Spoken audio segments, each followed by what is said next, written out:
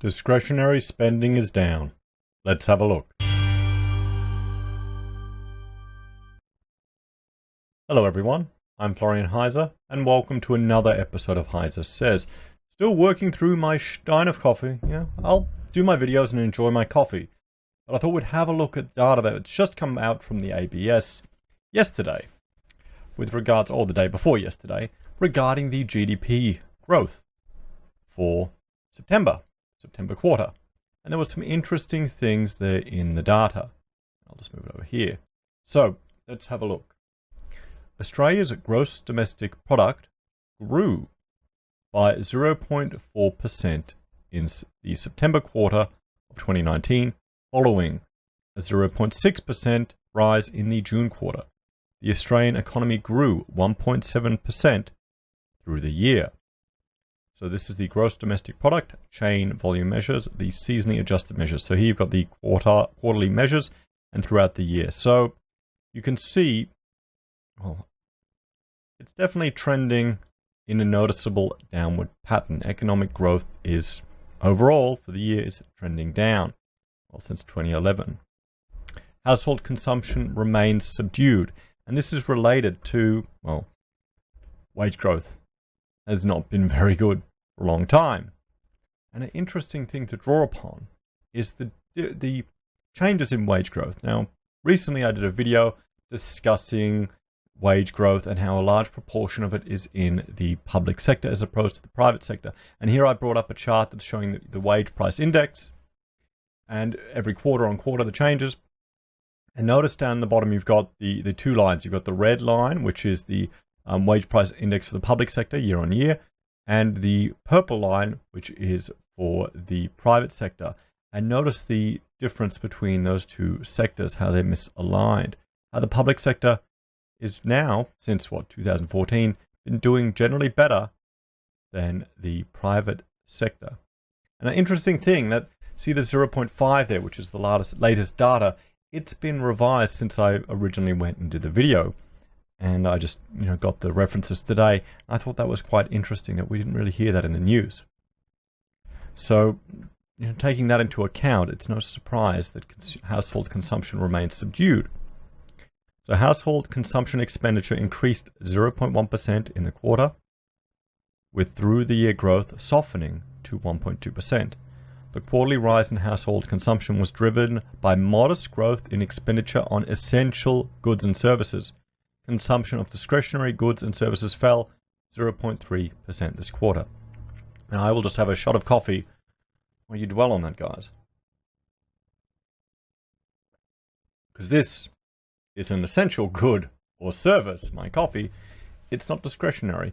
I think that ties in also to other discussions that we've looked at, other videos we've looked at with regards to, well, consumer sentiment is trending down. Confidence is trending down, and we've seen that in the retail figures.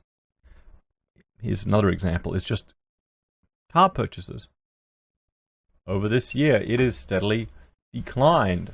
Would you consider that an essential good or service, or a discretionary good or service? It's interesting. Depending on your business, you might push it out a bit longer. You might hold off on that investment a bit longer. This example has got more to do with business investment, but it relates to what we're talking about here with households. So household final consumption expenditure chain volume measure seasonally adjusted, and you can see, well, throughout the year, again, we're trending down. Look at these quarterly numbers. Look at that.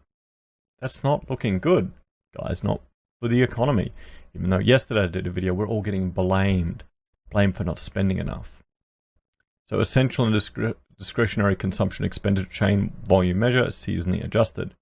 So this is the essential consumption. You can see it's staying reasonably steady, but discretionary spending went down, shot up again, went back down. I wonder if that increase there, if that aligns with consumer sentiment improving, shooting up from the election. Perhaps that's what it is. Perhaps it's that tax boost that we received. So fall in income tax payable drives growth in household savings ratio. Growth in household gross disposable income outpaced subdued household final consumption expenditure, leading to a sharp rise in the household saving ratio, 4.8. Household gross disposable income increased 2.5%, driven by a decline in income tax payable, which was impacted by the introduction of the low and medium income tax offset. So household savings rate seasonally adjusted. Now this is an interesting chart here. Look at this. Look at where it's been sitting. Trending down, down, down, down, down. Look at that sharp jump. What does that tell you about the economy, guys? When you see that sharp jump up, what does that tell you? I see that and I'm thinking, well, people are preparing. People are concerned. People are preparing. They're worrying that bad times are coming ahead and they're stashing away money, paying down debt. What do you think, guys? What are you doing? A lot of people are saying the same things in the comments. Oh, I paid off my debt, or I'm paying down, or I'm saving, hitting the mortgage hard, getting ahead, not buying anything. How many of you don't go shopping anymore? I'll avoid going out to the shops because then I know if I'll spend money. So if you don't go, you don't spend. It's really easy, actually. It is really easy. So public spending drives domestic final demand. There we go. So domestic final demand contributed 0.2 percentage points to GDP growth, with government final consumption expenditure and public gross fixed capital formation both contributing to the rise. So government final consumption expenditure rose 0.9% in the quarter and remained strong through the year at 6%. National non-defense consumption expenditure contributed to growth, with continued spending on disability and aged care services.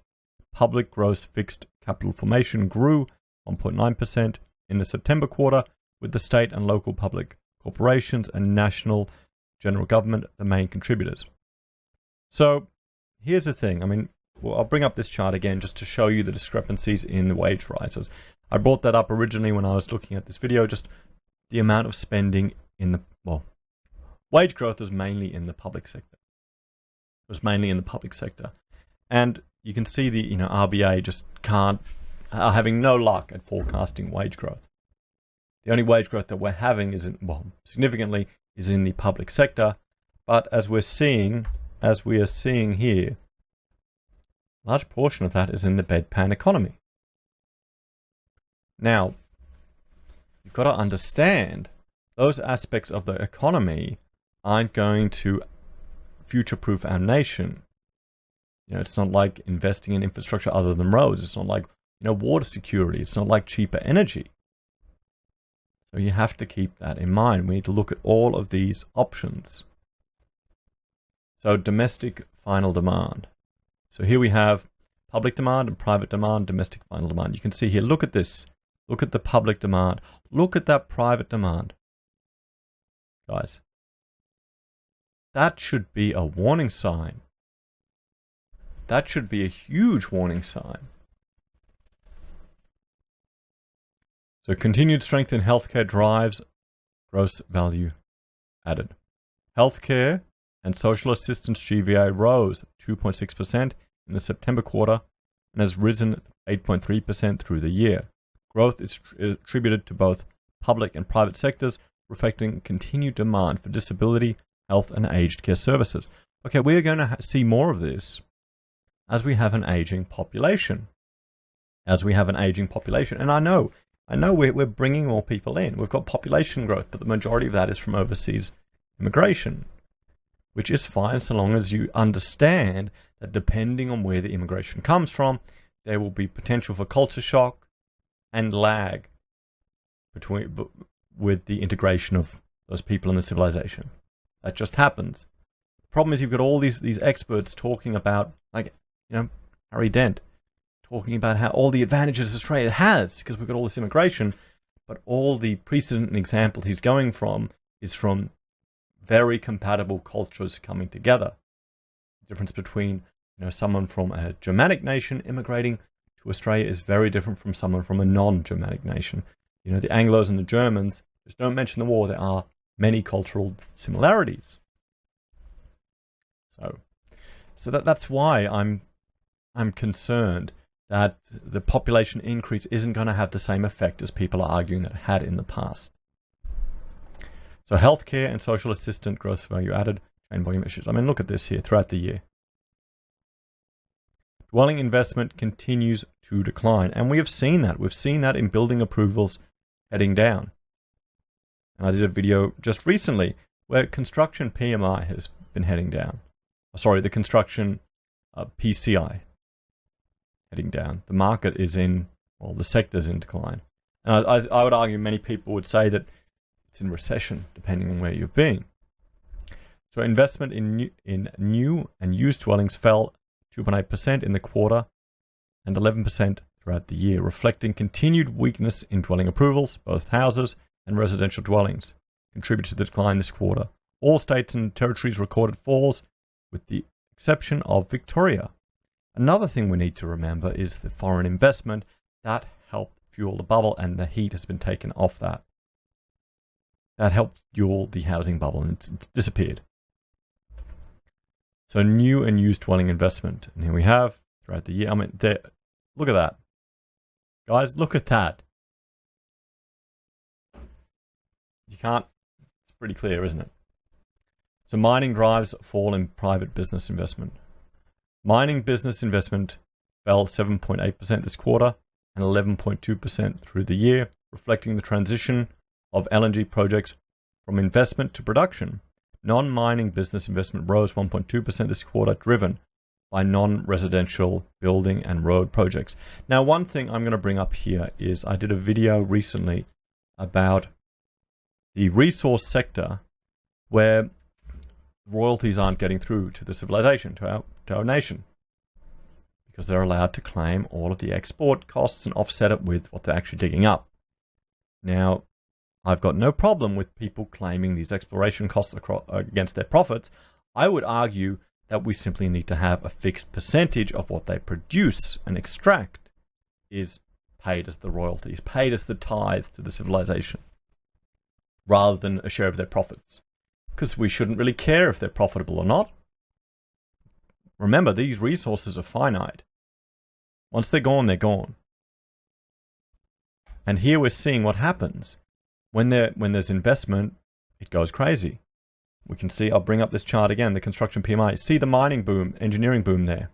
That's, that was a good time. We were involved in some of that in Heise Architecture. But not everyone was. And now it's quieting down. So mining and non-mining investment, you can see here. Look at non-mining investment. Look at that. That's from September 2013. So guys, here you go. There's a few interesting takeaways here. This savings, household savings shooting up, the decline in discretionary spending, the huge dive in household consumption, and our dependency on the public sector are all quite concerning. Let me know what your take on this is, guys. Thanks for watching. If you like the content and want to help support the channel, we have a Patreon where you can make a donation every month. We also have affiliate links for Amazon and eBay. It's a great way for you to support a channel without spending any of your money. We have merch on the Heise Says blog, and we have PayPal if you want to make a donation that way. Thank you to everyone who helps support the channel. Really appreciate it. Have a great day. I'll talk to you later. Bye for now.